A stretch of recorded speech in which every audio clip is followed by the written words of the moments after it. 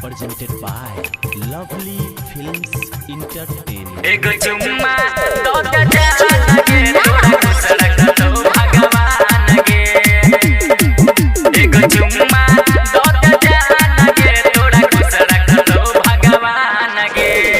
Love छियो हम तोहर तू हम छक जान के जान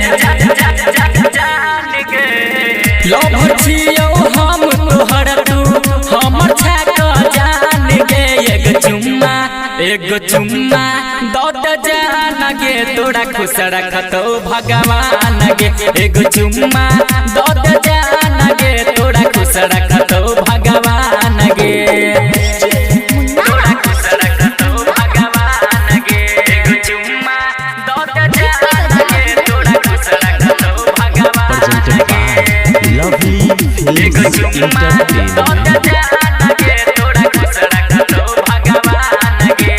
Recording by RR Music. तू छे हमर में बा हम छे ये मलाई आना आखिया दे अपन प्यार के मिठाई।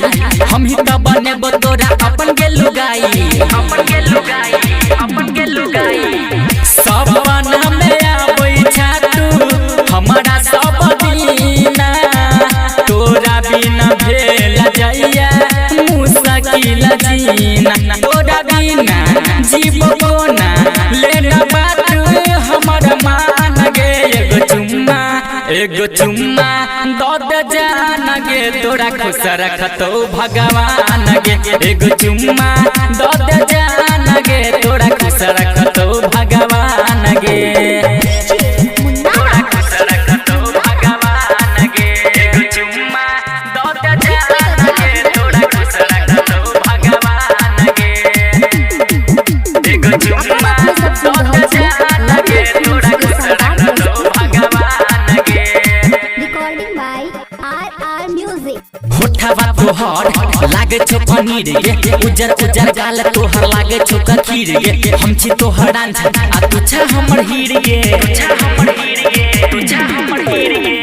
दिलियो लव लेटर तोरा लिख के रुमाल पर लई देना चुम्मा अपना होठ चाहे गाल पर। राइटर राजा कहो अंकित छोड़ी को देना तू दान गे। एगो चुम्मा दो जान गे तोरा खुश रखतो भगवान गे। एगो चुम्मा दो जान गे तोरा खुश रखतो